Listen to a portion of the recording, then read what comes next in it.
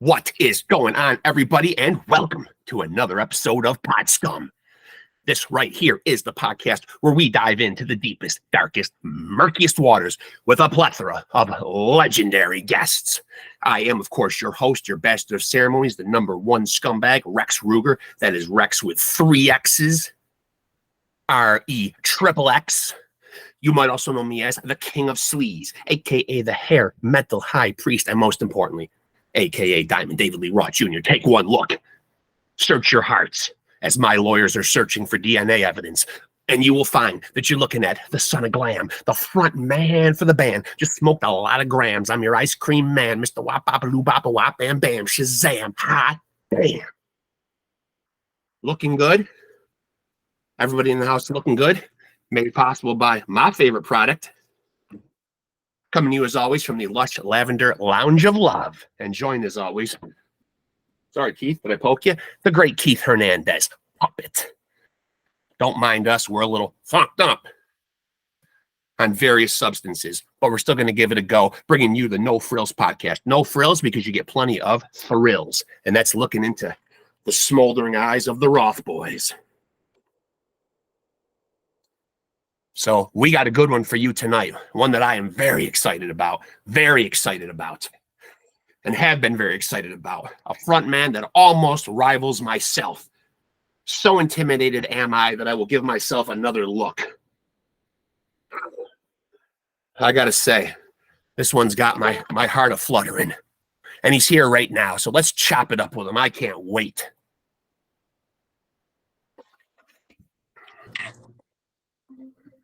Hello, Phil. Hey, how you doing, buddy? Listen, man, 90 episodes of my show already up, man, and this is the one that I was most excited about, really, truly. Fantastic. I'm glad it could work out. Yeah. Of course, for my audience, the great Phil Lewis from LA Guns. First of all, man, congrats on what I think is going to be another fantastic album. Just going by the 3 songs that I can get off my Apple Music platform so far. I know the album comes out April 14th. Fucking great songs, man. Hats off, man. They're all great. I love the album starting out with You Betray. Diamonds, a beautiful song. Shattered Glass. Just ass-kicking tunes. Are you still feeling really invigorated these days making music? You guys sound better than ever. Thank you very much. Yeah, you know, those 3 songs you mentioned are a good cross-section of what the album's like.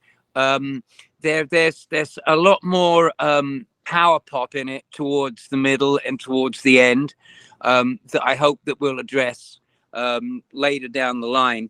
But You Betray is heavy, and Tracii likes to do heavy, and we wanted to do something sort of modern heavy. We've done all our sort of Sabbath heavy kind of thing. We wanted to do like something a bit more technical, something along like a Rob Zombie kind of a Ministry kind of a thing, you know, with the vocal effects, something a bit more up to date but heavy. Yeah, that was a great lead off for the record, and I think people are it's a great way to start it. And then we've got this insane ballad, this power pop ballad, this a great song. Great. It's people don't write songs like that anymore. No. And we do, and I'm proud of it. It's great. You know, it's definitely old school, old fashioned in that way, but the response has been phenomenal. So you can't argue with that. You know, they put it up on YouTube, and you know, this is the new barometer now. In the old days, it would be how many records did you sell? Right. But now it's, you know, how many hits do you get? How many likes do you get? And as far as that goes, we're doing pretty good. What's the creative process like nowadays when you boys get together to do an album? Does someone come in with the lion's share of ideas? Is it a collaborative effort? Like, what's the process when you guys go in to make an album? Okay, well, it varies a great deal, especially from the one that we did before it. Came out about 18 months ago. It was called Checkered Past. Mm-hmm. And that was a record that we made under very challenging circumstances. It was during the lockdown, during the pandemic. So essentially, everybody recorded their own part at home, and just exchanged files. And so at no point had any of those songs been played live. Right. Just the nature of the way it was recorded. Whereas this one is completely different. The pandemic's over. We're back out on tour. We're kicking ass. We're playing great rooms with Tom Kiefer and Faster Pussycat, and we've got these songs under our belt. But we were out for a long time. We were out for almost 3 months. So we just started making use of our time and recording while we were out on the tour bus. Yeah. Yeah. And so it was very collaborative, and it was great walking on a bus and seeing half the band just sitting there with the laptop open and the interface, and we're laying it down. The drums have already been recorded, so it was just a question of layering it, and at the end I'd do the vocals. For the most part, Tracii brought in most of the music, but not all. He's very democratic. He's open to ideas, and Johnny brought in a couple of songs, and so did Ace, and it fits, and so the songs are written, and a lot of it was recorded, as I said, out on the tour bus, out on the road. And then at the end of the summer tour, at the end of the Kiefer tour, I had a week off. I came home for a week, and then I flew to New York to work with Mitch Davis, who mixes our stuff and records my vocals, and are very collaborative in the writing process as well. So it's just all in all a really fantastic team. I feel like these guys build these incredible machines, and I get to drive them. I get to drive them as fast as I want. And that's a great analogy. It is, and that's how I feel about it. I think, obviously, of course, me being a longtime fan, I'm absolutely thrilled. I love the dynamic and the combination, and I think all fans probably agree.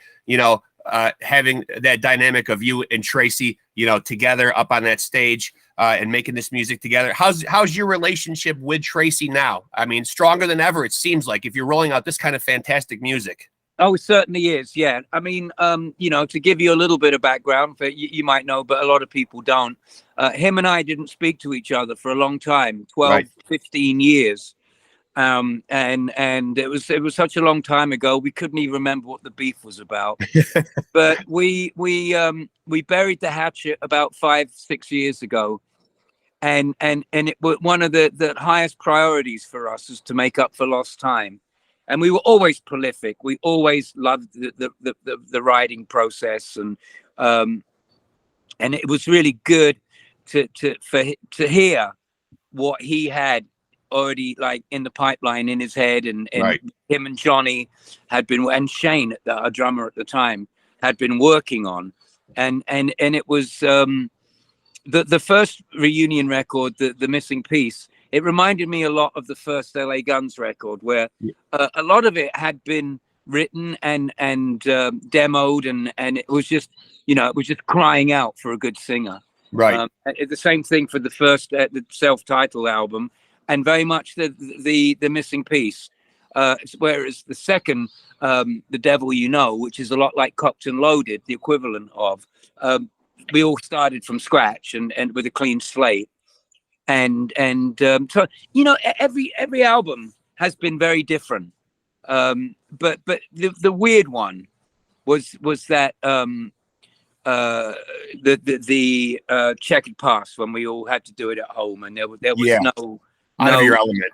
Yeah, it was really weird. I mean, we did it, and I'm proud of it. It's a good record. They're good songs, but this one was a lot more fun. It's a lot more. It made me feel a lot more like being a member of a band, as opposed to a cog. I don't know where I stand in the pantheon of LA Guns fans, but for me, one of my favorite albums and of course, opinions vary. Cocked and Loaded is a masterpiece, but for me, I've always loved Hollywood Vampires. Now, that came out in 1991. Did you guys at all start to feel, or maybe it was the album even after Hollywood Vampires, but any of those 90s albums, did you start to feel that pinch of grunge? What kind of effect did it have on your particular scene? You know, with the success of Cocked and Loaded, it was pretty much unlimited anything, recording, any studio. Right. Money was no object, and there was a lot of interference from the suits back then because they were putting so much money into it. Right. And they were like, well, you know, we don't hear anything Jovi-esque. We need something with a bit more of a Poison vibe. And you know, it really started to get fucking frustrating. Sure. Listening to these people, because we were always like a dirty metal, snotty metal band, you know, and you know, I know it was great to be signed to Bon Jovi's label and Cinderella's label, but we weren't really anything like that. No. But the pressure was immense for us to be and to come up with, you know, like the big hit, which we did on Jane. But it was just like, okay, we've had one, now you've got to do, and it was all just, you know, like an endless scout. They were just looking for anything that might be remotely like Ballad of Jane, and they could, you know, and you know, that was a one-off thing, and the last thing we wanted to do was become that kind of a band, you know. So things were getting a bit testy, no doubt. Yeah, when as you say, when the shit hit the fan, when the bubble burst, it was a shock. Sure. Because you know, we were literally on the launch pad. Yeah. With Hollywood Vampires, and it was an aborted launch, and we, you know, like within the space of 6 months, we went from like being the highest priority on a label to the label not even existing. I know. It was pretty crazy, the impact that grunge had. It came out of nowhere and just walloped everybody. Yeah. And you know, honestly, as I said, we were under immense pressure from the suits, and I really feel like in many ways it was a blessing, actually. I mean, it was terrifying all of a sudden to have your life and your work and your income just ripped out overnight. But also it was kind of good. We didn't have to, you know, write the next Poison single. Right. But in your opinion, what keeps bands from, especially in that 80s era when you guys were, you know, starting out and very prolific, and obviously nobody needs to be told that was just a monster scene. We're just bands from the Sunset Strip. We're just getting signed left and right. Very prolific time for whatever term you want to throw in it. Hair metal, glam bands, whatever. Right. Sure. I know all those terms are, all those terms are loathed and hated, but when you look back to that time, though, what was it that kept a band from becoming a Bon Jovi or a Guns N' Roses as to like that next echelon, I feel like, of bands are like the You Guys and the Faster Pussycats? But what stops you from breaking into that upper pantheon? Is it song choices? Like you're saying, like you wrote the Ballad of Jane, but like what are they looking for that really propels you to that next level? Is it songs? Is it look? Is it image? Is it just not getting enough backing from the label? It was a radio friendly song, and they didn't care who wrote it, whether we wrote it or some guy in a hut in Finland. All they cared about it being a hit. And so if we looked good, the hair had to be on point, good teeth, and you know, we were never about, you know, we were a biker band. You know, we'd leather jackets, greasy hair, and it was just. We just kind of got sucked. You know how bands like The Police and Elvis Costello got sucked into punk and new wave. Right. And they weren't that at all, but it was just that movement. And we were part of that, whatever you want to call it, hair, glam, whatever that we got lumped in with it. And you know, for better or worse, it served us well. It's got us on all kinds of bills and stages that, you know, we might not have been on, but it's also like really a pain as well, and you know, it's just a big reason why we were so adamant about new stuff and new stuff being good and not just heavy. We're not like, oh, we're mad, you know, we want to be Ministry.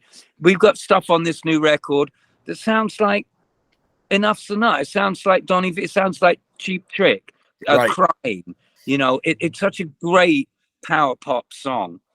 Well, it's interesting that you bring that up because I had the pleasure of talking with Mark Knight, formerly of Bang Tango, the other night, and I wonder sometimes what you said really kind of drives home my point on them too. You didn't sound or look like all those other bands. Is it sometimes that and I bounced this off of him too? Is it sometimes the labels just won't push stuff that they can't grasp or understand? Because one thing I always tell people about you guys that sets you guys apart that I really love, and I'd like to know where that influence comes from, is there was a big, thick layer of blues in your brand of music that set you apart from what those other aforementioned bands. Yeah, you know, here's the funny thing is they signed, well, not now, but they did.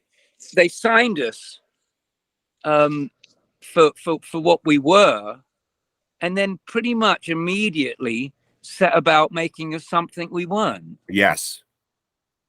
And that was just kind of their job. That was their objective, that, you know, they were head of marketing or head of promotion and it was like, if there was nothing for them to do, there was nothing for them to justify that. I don't know, but you know, we were all of a sudden we were just in this sausage factory, in this sausage machine. Yeah. And you know, it was great. The attention was great, selling 200,000-300,000 albums, you know, in a space of 3 months. Mind-blowing. It was incredible. Yeah. But it was, you look at the photos, old pictures, band pictures from that time, we're not looking at each other.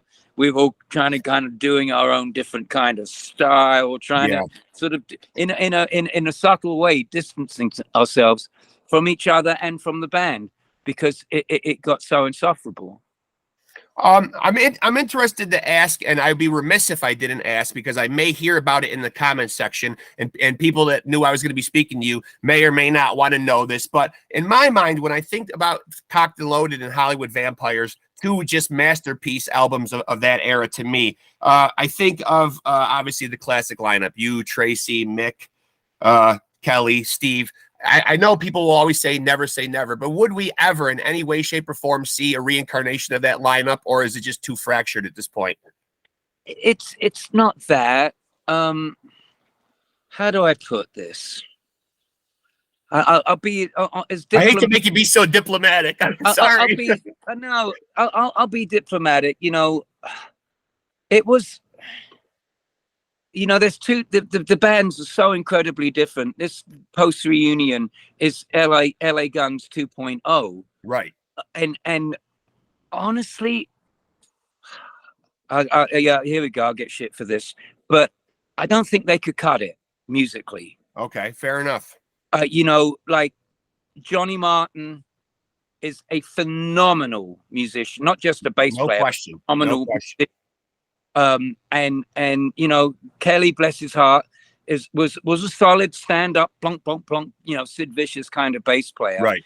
But we've just moved on so far from that. Yes. And you know, Steve, God bless his, you know, he was a great drummer in his time, and it was an animal, a monstrous drummer.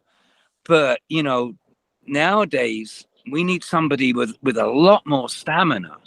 Somebody a much harder hitter, somebody with a good set of pipes to sing, and you know, it'd be great nostalgia wise, and we tried it, and it was fun, but you know, without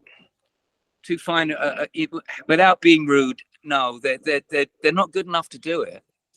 That being said, and certainly my disclaimer is the band that is currently LA Guns right now, nothing meant disparagingly about that. It's just people like to know sometimes, you know, old becomes new again. There's always that nostalgia aspect. You do see a lot of bands doing this. Oh shit, the five guys from the Cocked and Loaded era back together again. You know, I mean, you know, we tried that, and it didn't go very well. We tried it in 2000. And we all got back together after a 4 or 5 year hiatus, sabbatical, whatever you want to call it. As all of us getting back together at the same time, it was such a spread out democracy. We couldn't get anything done.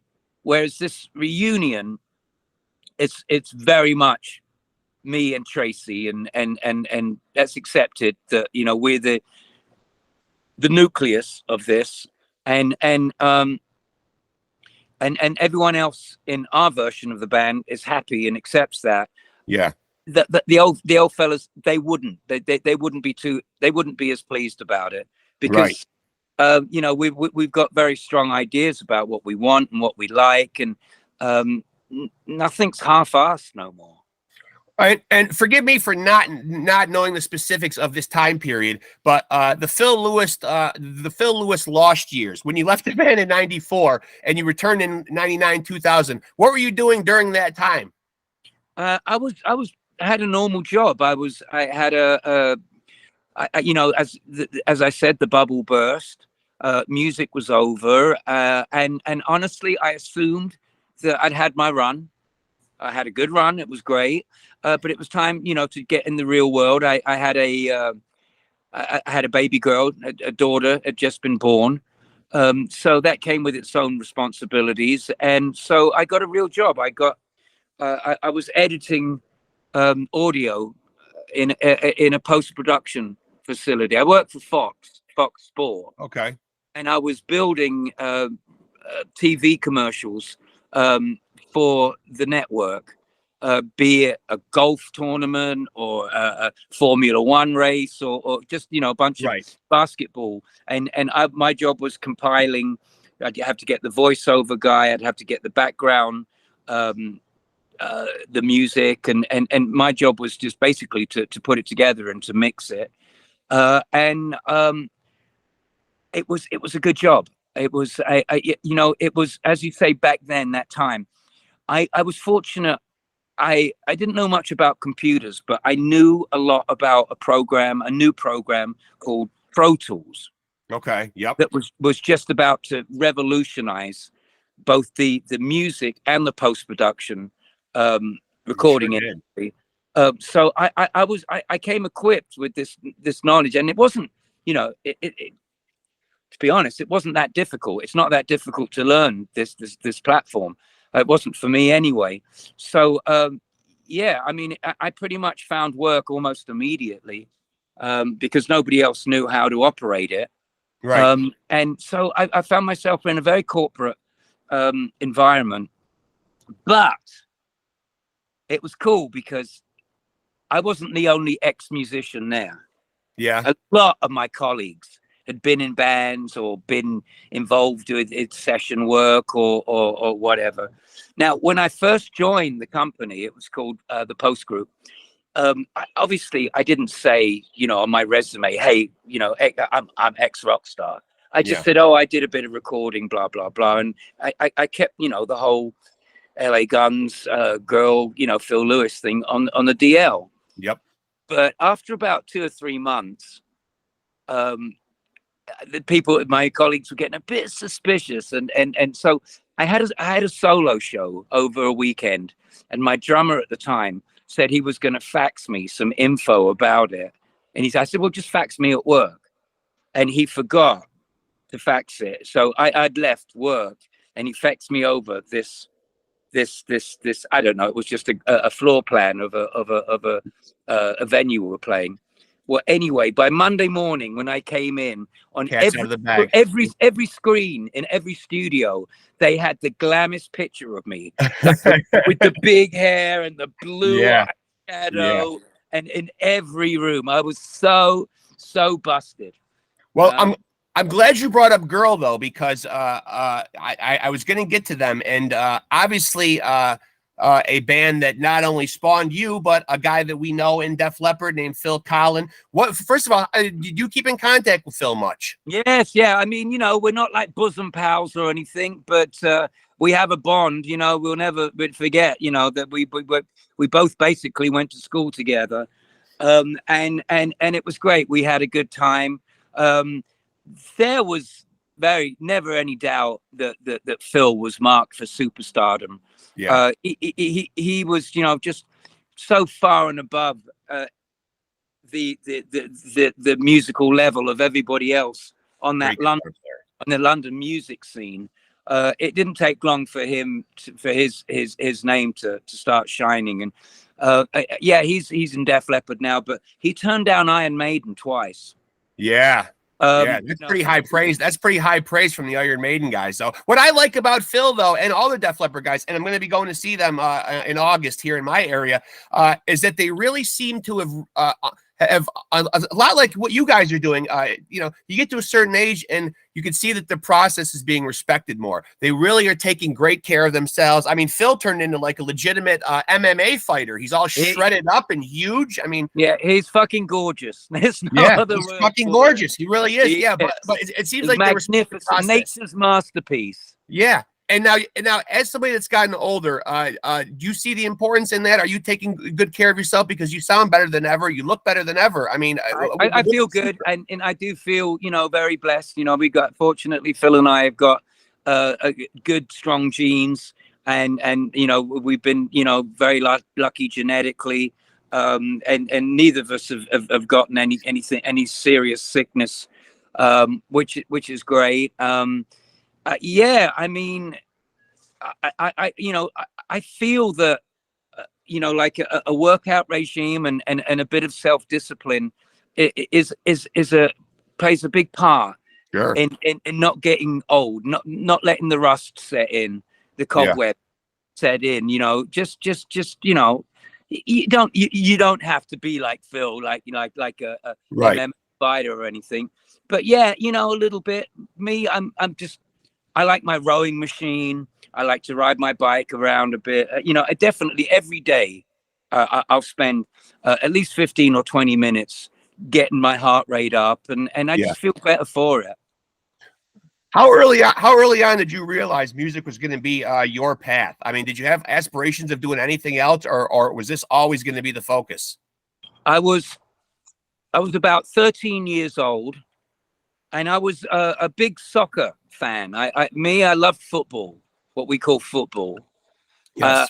And I had all the posters, the soccer players, soccer stars on my bedroom wall. I was playing in my school team. I'm just, you know, football crazy, soccer crazy. And then one day after practice, after school, I came home. And the TV was on in the living room, and we had a show on Thursday nights. It was called Top of the Pops, and this would have been like, you know, late 70s, mid-late 70s. Okay. And Alice Cooper was on live with the Snake doing Schools Out. Yep.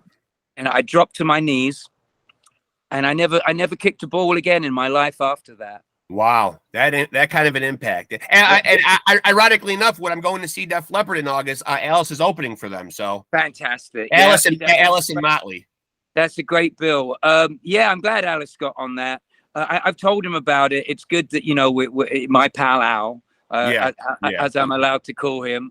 You know, and I thank him for ruining my life every time I see him, because it was that moment.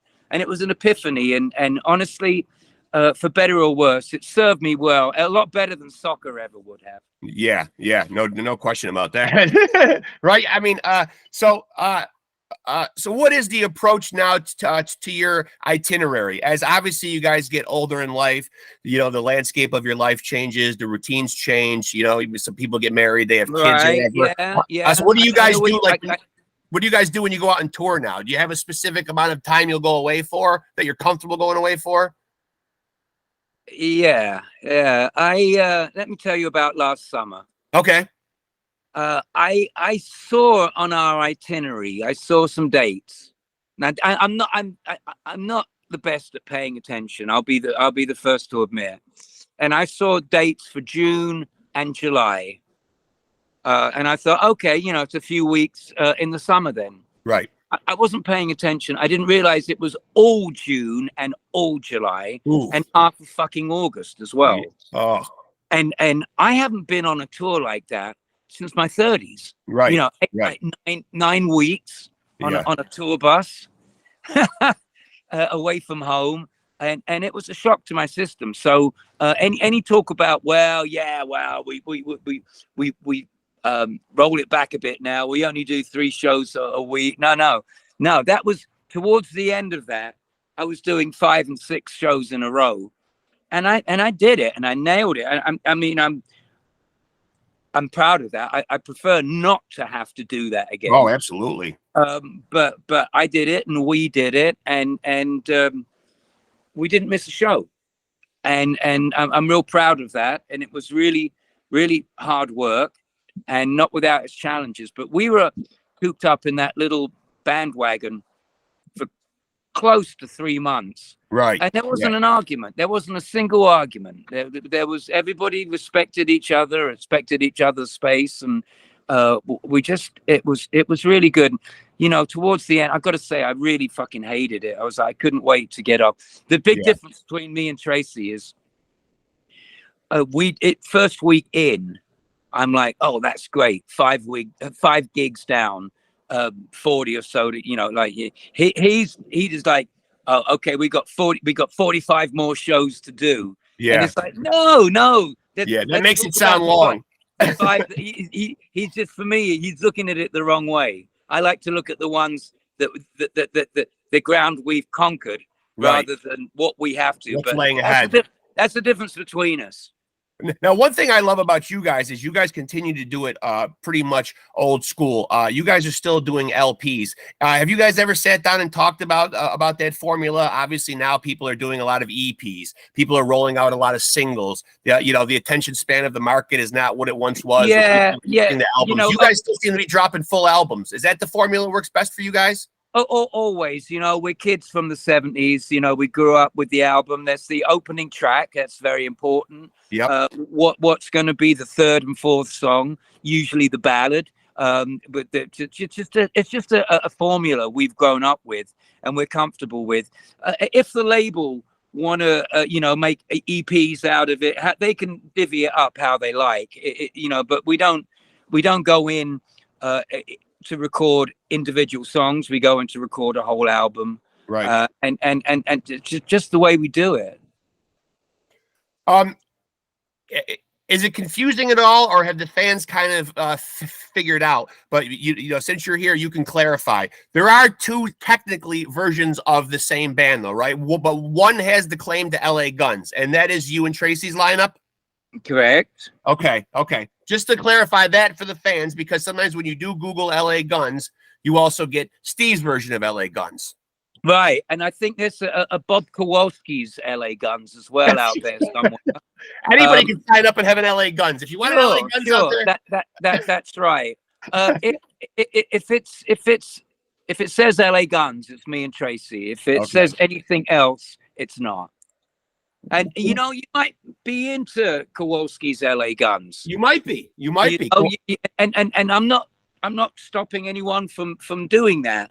But it ain't us. And it came down to a little bit of a courtroom squabble because they weren't going away. They were absolutely after our quarry. It was honestly, it was like they were like parasites.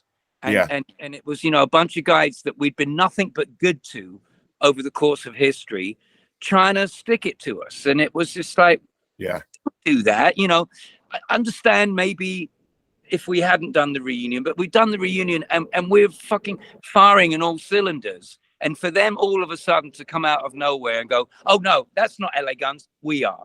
Yeah, it's like, fuck off. Right.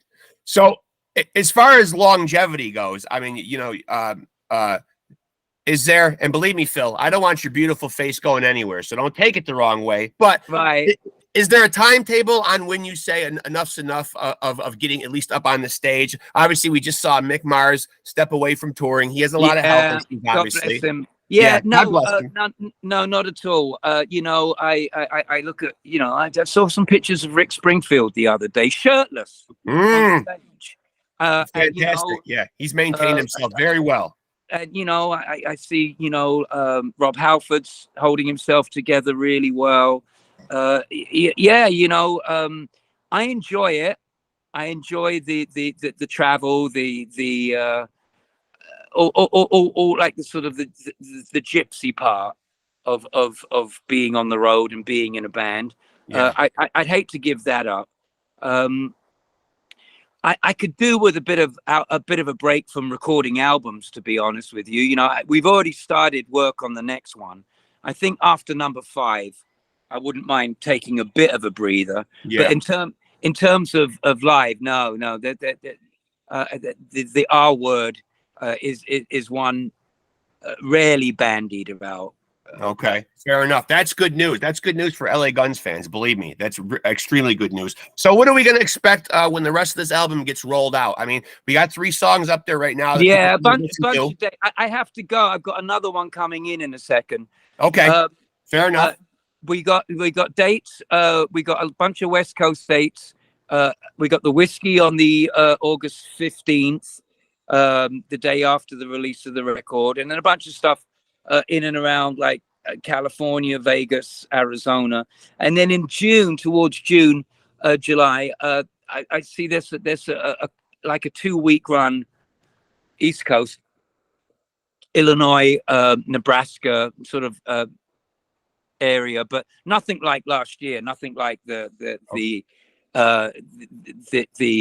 no one's dragging Phil out for 9 weeks. God damn it! Stop it. He doesn't want to go that long. Did it though? Yeah, you did do it. You did do it. So the new album rolls out April 14th. Yes, correct. Yes, and then hitting the road though. Some dates. We will see LA Guns out there live. Oh yeah. In the summer. Oh yeah. We're definitely we're lining it all up right now. Awesome news. Awesome. Look, man, you look great. The album sounds great so far. When people hear You Betray kick that album off, they're gonna have their faces melted. That's fantastic. And our objective is our live set to have exactly the same response. Yeah, I approve, and Diamond David Lee Roth back here, Pops approves too. It's great. Can tell. It's great finally talking to you, man. Yeah, you too, Phil. Thank you so much. I wish you all the best with everything going forward, buddy. Thank you so much. Thank you, buddy. Thank you. All right, talk to you soon, Phil. Later. Bye. Later. There he goes, folks. That is, of course, I shouldn't even have to say it, the great Phil Lewis from LA Guns. They got a new album dropping, and do go check it out, man. They are badder than ever. Phil and Tracii, that combo. That's right. I just did you see that, Keith? Keith agrees. He's an LA Guns fan. I'm an LA Guns fan. You're not an LA Guns fan. You got fucking legit problems. Black Diamonds is going to be the name of the new album. Like I said, it'll be dropping April 14th. I had to get that out. Sorry. My apologies to my audience. That one's been brewing for a little while. But please go check out LA Guns. That is the great Phil Lewis, who is ageless. He does not age. The man is still getting up there kicking ass. You heard him. 9 weeks worth of shows. Piece of cake. Damn. I got to give myself a look after that episode. I managed to hold it together in front of another great front man. Whether he's as good as I am, that remains to be seen. One day, maybe we'll have a face-off up on the stage and he can see Rex Ruger's moves. But I hope you guys enjoyed that episode, man. That was the great Phil Lewis. Go out and check out everything that LA Guns does. Go back to the back catalog. Go back to the 80s. Go back to Cocked and Loaded. Go back to my personal favorite, Hollywood Vampires. Kiss my love goodbye. Had it with you lying. Never mind. I don't want to give you guys a little tip. My throat's a little froggy. It's late night here. Don't judge me on that performance. Remember, guys, take it easy and keep it sleazy.